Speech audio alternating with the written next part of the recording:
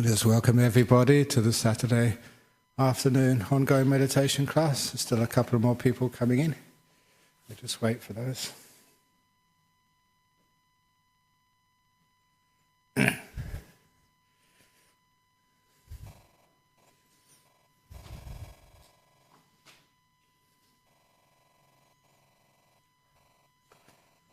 I see, you got the sound over there. Yeah, okay. And welcome to all the people into the Introduction to Meditation class. We have a wonderful teacher. He's going to be in a moment.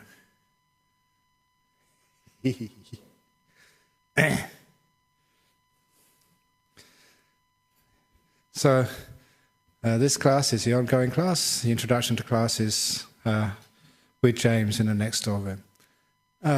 So in this class, I always mention a little important piece about meditation. And that important piece, I was just thinking about a few moments ago, always to learn how to bring a little bit of happiness into the meditation. Because the meditation has to cultivate the joyful part of meditation.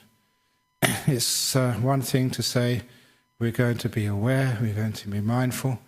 It's also important to be still, but the mindfulness and the stillness must always go along with some happiness. So if during the meditation you're struggling and there's no sort of joy coming up in the meditation, then you're not going to get very far. So somehow, somewhere, we have to find a little bit of joy in our meditation. It's one of the reasons why, as a monk, those of you who know me for a few years know I'm a playful monk. So I also play around in the meditation as well. Have a little bit of fun while I'm meditating, because the fun engages you. It's just like when I was a school teacher for 1 year. The best way of getting your kids' attention is to make the lesson interesting and fun. With a few funny sort of little stories or gestures, then people focus. It's the same way when you're meditating. To make a little bit of fun is important. But not just to make it fun, to deliberately be looking for the joy which comes in meditation. And I just noticed this, that when we start meditating, my body becomes nice and relaxed. I'm usually pretty relaxed, but nevertheless, you have to rush around sometimes doing things. And because of that, there's always some tension stored in the body. You know what it's like sometimes after a busy day, when you go out to work, you come back home, you sit in your armchair, put your feet up, and you get some bodily relaxation. That really feels good. There's a certain type of pleasure just in bodily relaxation. So at the beginning of the meditation, I want you to notice that after you sat down, the body's nice and sort of comfortable, and you deliberately relax parts of the body, hopefully you'll notice that there's a joy of a relaxed body. And once you can focus in on that type of pleasure of a body which is nice and at ease and open, hasn't got any tightness or tension in it, that pleasure of freedom, then you can watch your mental world and do exactly the same. We know how to sort of relax the body. We do exactly the same with our mental world. And when the mental world does start to become relaxed, it has its particular type of pleasure. The pleasure when we're not having to be worried about achieving this or getting that, when we really are relaxed. And that sort of pleasure of relaxation is something which we should focus on, get used to, and develop in our meditation practice. Because that is the pleasure of meditation which will keep you from going off into thinking about this and thinking about that, which for many of you is the biggest problem in your meditation. We always think too much. Sometimes you will notice that when you start meditating, the first 3 or 4 minutes, at least I hope, the first 3 or 4 minutes, you can be reasonably peaceful. But then off you go into thinking about all sorts of plans and memories and fantasies and whatnot. Why is it that we can't stay, with quietness and stillness? And it's very much because we fail to perceive the joy into simple being here and being peaceful. Once we can perceive that joy, we get to know it, and we can focus on it, it will keep us in that stillness. If the stillness is just boring, if nothing much is going on there, you'll find no matter how much effort you put in, you will never be able to maintain that peaceful, still mind, unless there is joy there. The joy is the glue which sticks your mind onto the object. And without that glue, you just can't stay there very long. So you start to notice just the happiness of having a relaxed mind. Not having to think about all this stuff, which is the work of your life. It's really crazy that people do work 5 days a week, but then they take their work home with them. I don't mean on pieces of paper or on their laptops. They take it home with them in their brain. Always keep on thinking about it and worrying about it. And just to be free of that, to really have some peace, is joyful. It's as if, the old simile of like you've been carrying around a backpack full of heavy rocks, and you've been carrying around and around and around, and now you can put it down and you can relax. For me, because I go traveling a lot, you go traveling around the world and finally you come home to your own bed, now you can relax. You don't have to wait in queues at immigration. You don't have to wait for your aircraft to go up. You don't have to sit with some screaming kid going for 12 hours. You can relax. And this happens. Now you notice how you can find so much joy in the ordinary, in just relaxing and being at peace. So when you start meditating, get to understand the joy of a relaxed mind in the same way you can perceive the joy in a relaxed body. Once you can experience that joy, the mind will stick to the object, which at first is just the present moment, or just like silence. And every time I do that exercise, or I won't repeat it now, I've done it too many times on a Saturday afternoon, of noticing the space between the words. It's always a very delightful thing for people to notice the silence. When you're not thinking, when you're not planning, you're just here and no thought is going on in your mind. There's a certain type of joy in that silent awareness. So see if you can understand that joy and just really get off on it. Be like a connoisseur of the joy of silence. And then, it's so easy to stay silent. It's just like when you're enjoying silence and somebody speaks, you ask them, shut up, I'm enjoying the silence. That's what happens to all those thoughts. You say to the thought, shut up, look, I'm enjoying this. And when that joy is there, it grows. It gets more intense. At first you have to look for it. Like searching for gold. It's not on the surface. It's in there, but you've got to see it and find it. Once you find it, now I know just what this joy of meditation is. And that just starts to really grow. And if you can cultivate that joy at the beginning of the meditation, once you go on to things like observing your breath, from the very beginning the breath becomes a very beautiful thing to watch. It's not having to force your mind onto the breathing. You just enjoy being with your breath. It's just delicious. The joy has already been started. You're cultivating it more and more, and it gets to the point you're having such a good time. And I really mean having a great time watching your breath. You can sit for hours without any problem whatsoever, with no force, no effort. You're just sitting there having a great time.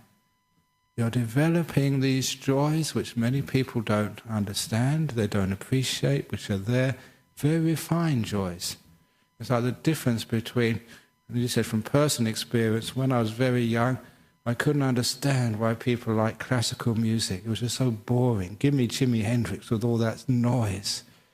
But now, you get to a much more refined taste, and you moved from things like Beethoven to Bach, and now you move to the sound of the wind in the trees, and from the sound of the wind in the trees to the silence of the mind.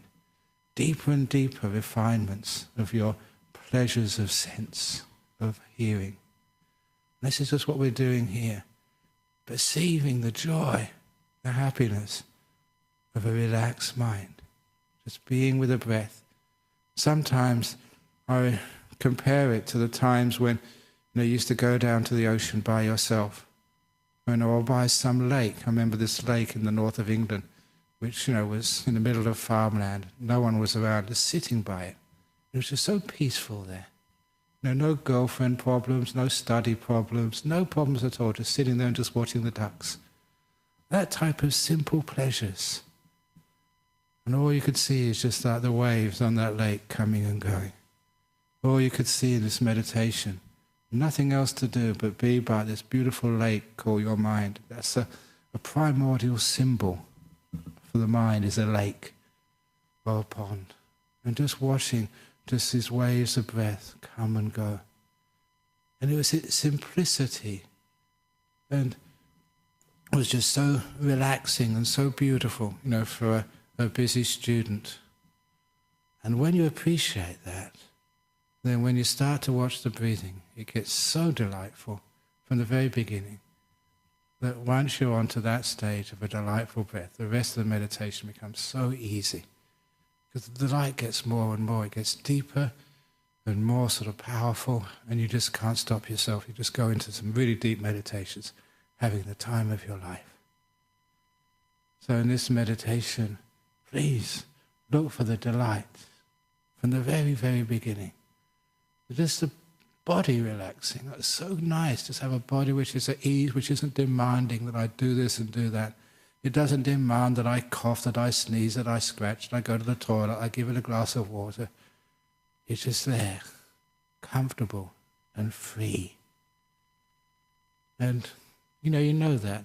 If you've ever had a foot massage, I remember just, sometimes as a kid when I was in London in the cold weather, you'd be tramping through the snow and your feet were all cold.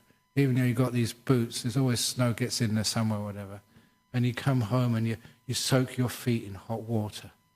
Oh, that was just so nice. You just relax in sort of soaking your feet in hot water. That delight is the delight of a relaxed body. Or if you haven't had that experience, you know what it's like when you first wake up in the morning?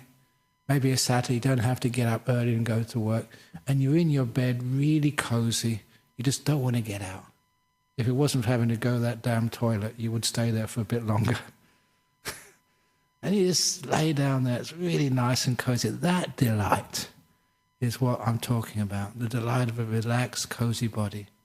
Transfer that into a relaxed and cozy mental world. And then you're off on the delightful meditations. And my goodness, it really takes you to places which you think could never exist. The beautiful delights of the mind. So please never forget to cultivate the joy. And you can start that off at the very beginning of meditation. So that's the beginning instructions for today's meditation. So please, if you're not already in your meditation posture, please get in your posture now.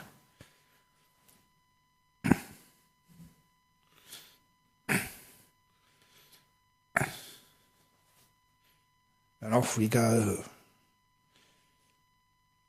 into the delightful space called meditation. Well, I should actually say, if anyone's come here for the Introduction to Meditation class, that's being held in the room to my right. This is for the advanced, expert meditators. Oh, you're good enough.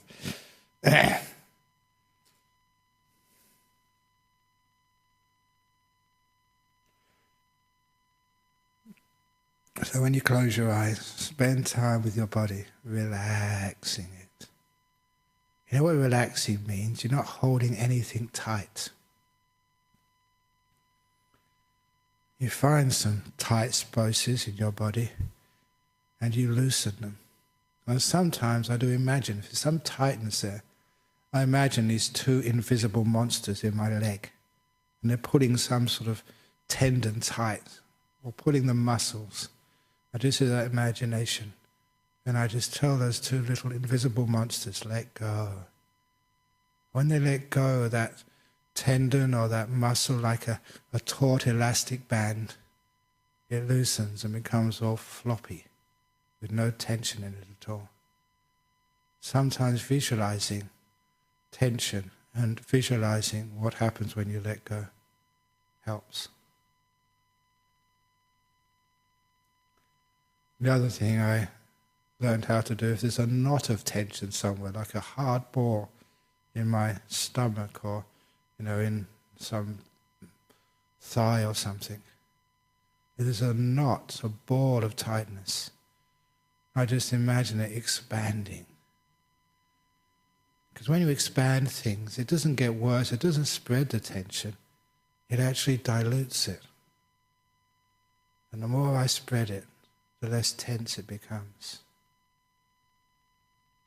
So sometimes I learned as a ball of tension to spread it to the edges of the universe until it becomes so dilute it's not there anymore.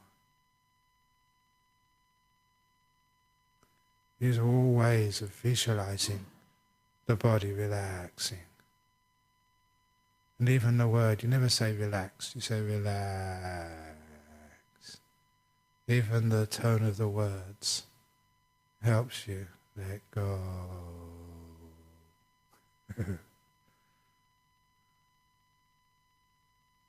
stay with your body, don't rush this. Being in a hurry is another way of making you tense.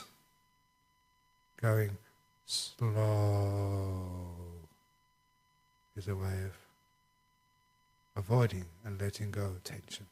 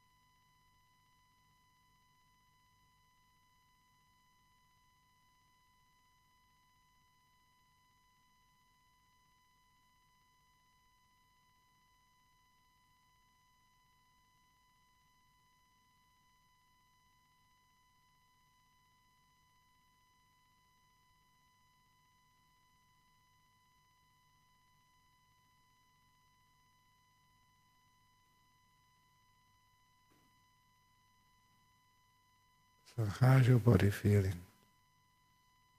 Can you start to notice that type of pleasure, like when you first wake up in the morning and your body's relaxed?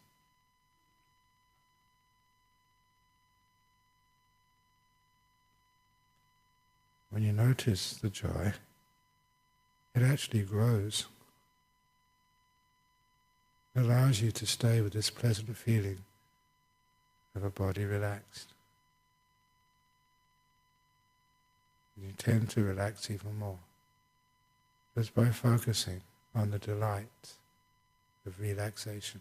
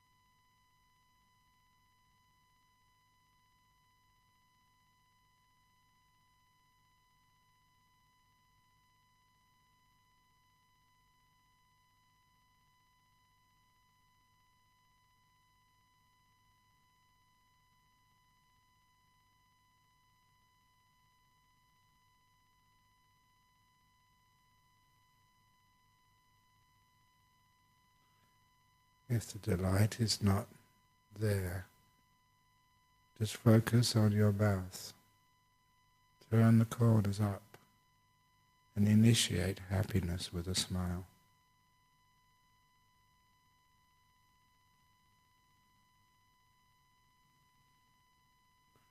All that does is turn the mind's attention to the joy which is always present when the body becomes relaxed.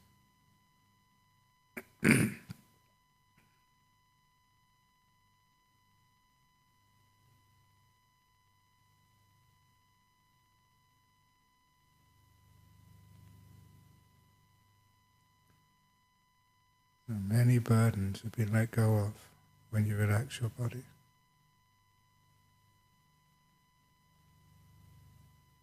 And the body responds by giving you happiness.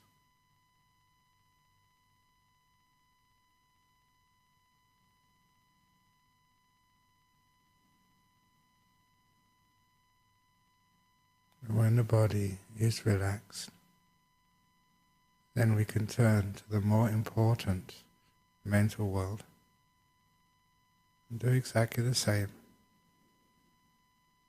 In the mental world, it's like things are being pulled tight, all the demands which people put on you, and even worse, all the demands which you put on yourself, all stretching you like an elastic band, squashing you like a sponge being compressed. Let all of that go. So there's no tight spots, no stretch or tension in your mental world at all.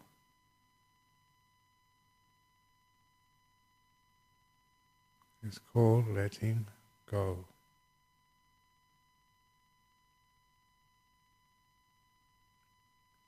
No goals to attain, no baggage to drag from the past.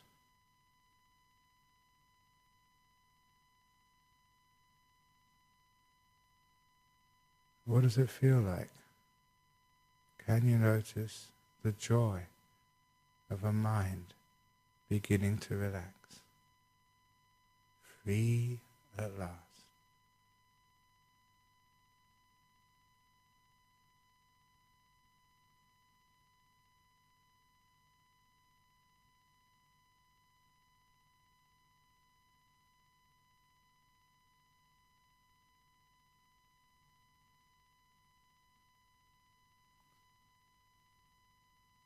Don't forget to continue the awareness of the joy of just being here, with nothing to do, nowhere to go, nothing to attain. If you perceive that joy, you'll find your thinking will stop. The mind just doesn't want to wander anywhere because it's having a good time.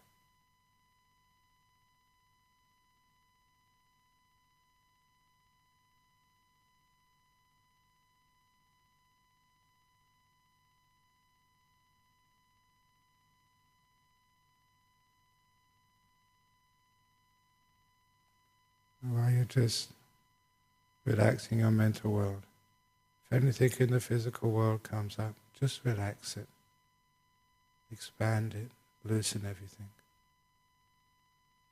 So your job is just to do that. Stopping holding things tightly. Stop stretching things. Let everything become loose and natural and free, so that nothing is pulling at you, nothing is pressing on you.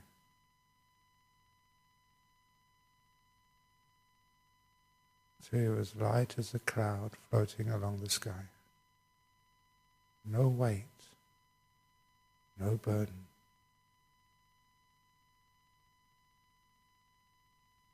And notice the joy of that.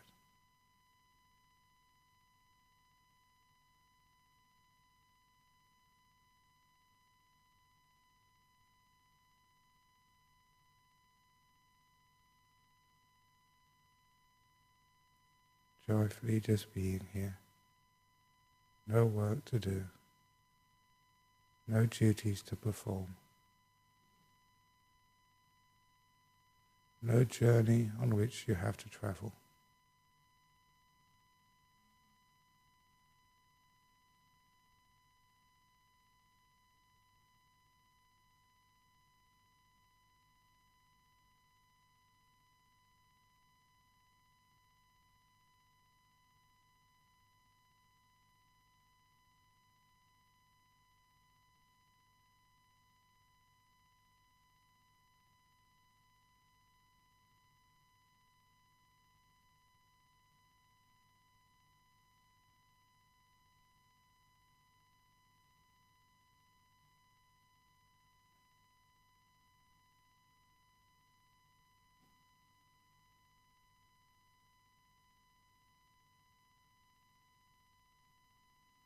And maybe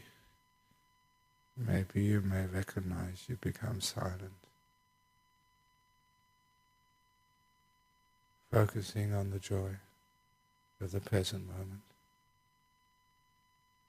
You don't want to disturb the beautiful feeling of relaxation by these words, which create all the disturbance, like a mobile phone going off during a concert. It's like the thoughts going off during a quiet meditation.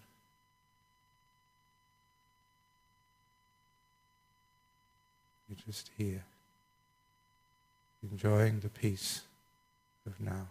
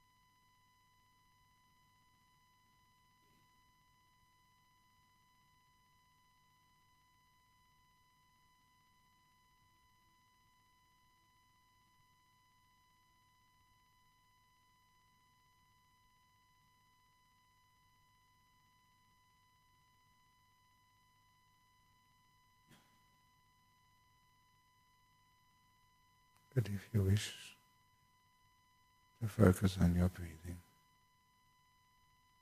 to know the breath as it comes in and out of your body, regard the breath like the waves on the lake, gently coming in onto the shore and then receding back again. The air coming from the great sea of atmosphere, coming into your body and then receding away again. It's beautiful rhythm of life.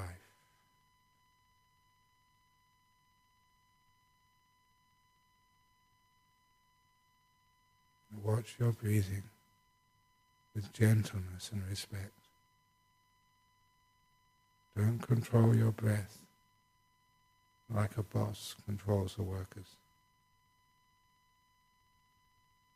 Treat your breath like a friend, a colleague, a being with whom you're walking hand in hand.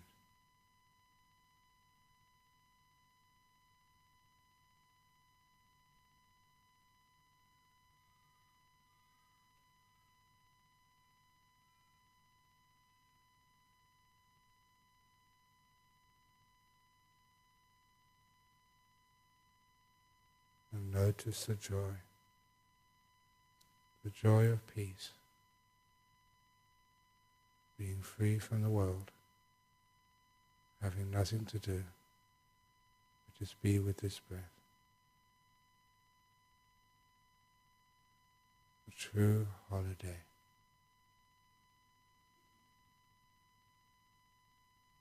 Time to be with no place to go.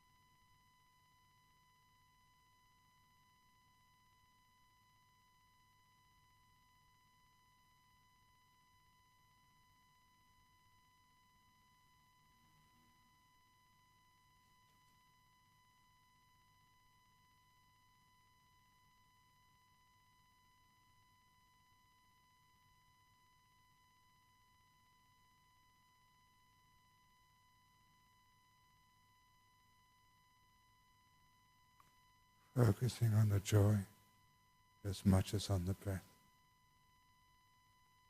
on the peace, on the sense of being free.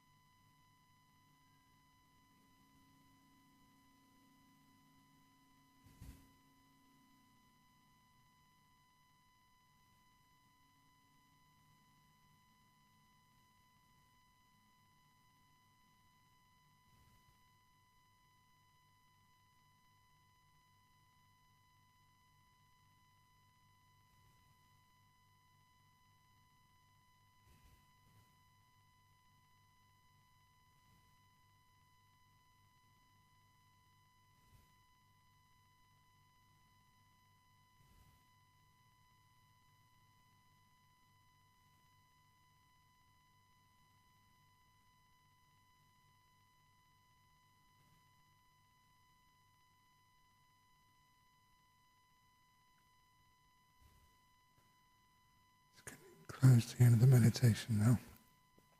How do you feel?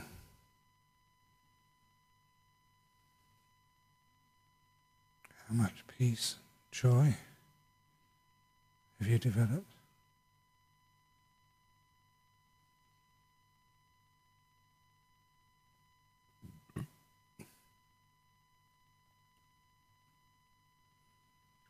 Now I'm going to ring the gong.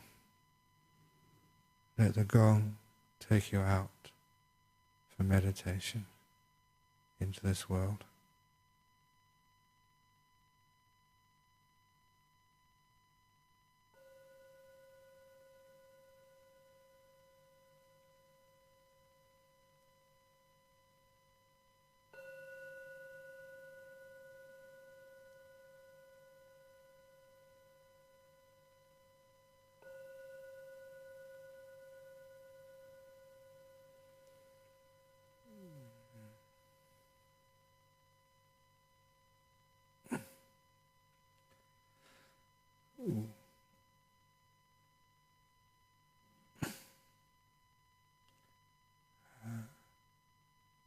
This evening, have we got any questions from Mr. Internet? Does it look like it? Anything in there?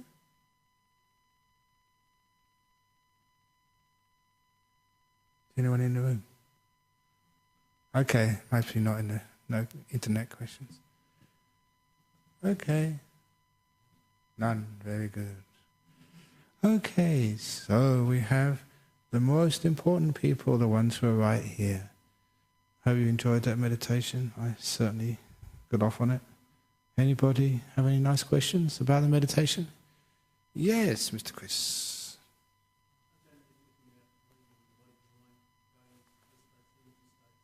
Yeah.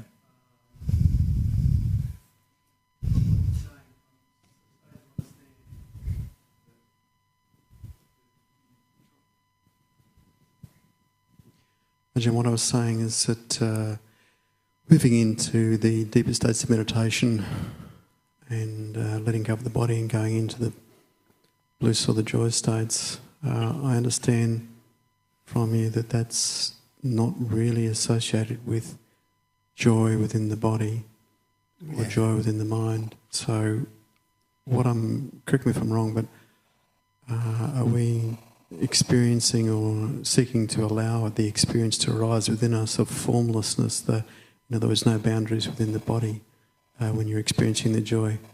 One of the things that happens to me is that I do get energy and joy and that sort of stuff, and it just sort of dissolves into a sense of formlessness. But every once in a while I'm reminded of my body by an ache or a pain, and it seems to oscillate backwards and forwards, mainly hanging out in the joy. But every once in a while, a little reminder that I've got a body that's coming along for the ride. Is it just a process of actually softening and making gentle the body to redissolve oneself back into the joy? Yes, I suppose so, if that keeps coming up. But it's also cutting off the link between the mind and the body. Because after a while, the purpose of the meditation today is to give more importance to the development of joy, right from the very earliest, when you first sit down and watch the body, until when the body disappears, it's just nice and relaxed, and so usually the aches and pains will not really come up, even though they may be there. Because when you go into the realm of the mind, that's so much more joyful. Exactly the same way that people watch movies, or they watch some sports match, and they don't know they need to go to the toilet. Except when the sports match is over, I really need to go to the toilet. Or my leg's gone to sleep. Or this aches. So when you have something which is enjoyable, you just can't feel your body anymore. You know that old story, I love these old stories. I had a really bad cold once when I was a student. And didn't go to lectures, I just stayed up in bed until somebody knocked on the door. Go away, I felt terrible. And they kept on knocking, so you get up in your pyjamas, hadn't got dressed or shaved or showered, and it's this guy who's delivering my hi-fi set. Okay, these were the days, remember, big boxes, and boxes of amplifiers, boxes of speakers and stuff, huge bulky stuff. And so it was mine. I'd sent it up from home and now it had arrived. And I just excitedly, even though I was really sick, the eyes were streaming, always coughing. And then I put it together and put my first Jimi Hendrix record on. Hey, where's my cold gone? It had totally gone within about a quarter of an hour, 20 minutes, simply because I had something else to think about. Weird. I don't know if that's ever happened to you, but it was a strange experience. The first track from Hendrix, and it wasn't Jimi Hendrix, he didn't do it, it was just the excitement, the joy. The joy dissolves the aches and pains in the body. So when the excitement, or not something, when the joy comes up, is there, you've oftentimes said in meditation, be gentle, be kind, make peace, and you've often also talked about the idea of being passive and allowing processes to occur rather than being active, moving them along. When you are experiencing joy and bliss and that sort of stuff, does one continue to try, not so much try, but just pay attention to where that is in the meditation, or really. The question really comes to how much active, how much passive at that point. Okay, it's just by the time the joy comes out, that's the whole purpose, to make you passive. It's just too nice. So you don't want to do anything. You just want to hang out. As I said, with a simile of the lake, just you just want to hang out by that lake. Nothing's really happening. Just all the busyness and the stuff you're supposed to be doing. It's just too much fun. Which means that it sticks you to the object. So because it's sticking you to the mind object, or especially I introduced the breath, just this delightful breath, you're just having so much fun with the breath, you just don't want to go anywhere. You can't go anywhere. I just opened my eyes as I went on a bit late. I was usually finished just before 4 o'clock. It was about 5 minutes late. I apologise, I'm just having too much fun. You just can't get out. So that's one of the nice things. It sticks you to the stillness of the mind. Is that a sign that you're heading in the right direction? If you're sitting in meditation, it's time to get out. You try to get out and then you get pulled back in again? Of course it is. Okay. But for a teacher, it's a sign that I was indulging. Because I'm supposed to be looking after you guys as well. Sometimes you do that. For those of you who don't know this story, this was told to me by Ajahn Sujato. There was a Vietnamese monk who visited Australia some time ago. He won't tell me his name, but he was teaching this 9-day meditation retreat somewhere in Australia. And those of you who've been on these 9-day retreats, we start off with half an hour meditation, then you give your first talk, on a Friday evening. When time for the first talk came, he was just still sitting there, hadn't moved. No way for him to come out of meditation. 9 o'clock, 9:30, he hadn't budged. So they weren't going to wait for him, they just all went off to bed. They got up in the morning, he was still there. Hadn't moved at all. He didn't move for 8 days. Didn't go to the toilet, didn't eat, didn't open his mouth, nothing. Just sat there. That's a monk.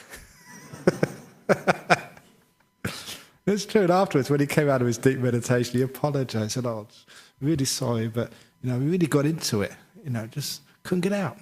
Having a great time. And he said, I'm really sorry, I should have been giving you some talks. And I said, no, that was the best talk we ever had, just to see you sitting so peaceful and so still. That was really inspiring. So it does happen. Isn't it amazing that stuff can actually happen? You get so still. And I understand that because, going to the toilet, not going to the toilet, when you get sort of so still, just the body looks after itself. I don't know how it does it, but everything is normal. Actually, it's better than normal when you come out. You don't go, I really need to go to the toilet. I haven't been to the toilet for 9 days. No way. It's just fine. Just like weird stuff, but it happens. So get off into the joy. That was the main thing about this teaching today. Don't just sit there. because one of the reasons I said this, because I just finished teaching a retreat in Frankfurt, and these are for the deep meditation. One of the biggest problems people have is they get into this breath. Yeah, they can calm the breath down. When it disappears, they go into blankness. They don't get these beautiful lights and images coming up. And investigating that for a long time, one of the reasons is they haven't got enough joy in the mind. From the very beginning, the mind is too dull. Yeah, they can get peaceful, but there's no oomph to it. And the measure of that oomph is the joy. So if you follow this particular way of doing things, you get this delightful breath. It really is delightful. And then when that vanishes, when it sort of calms down and disappears, wow, you get these beautiful lights come up in your mind. So it's not dullness after the breath, it's beautiful lights.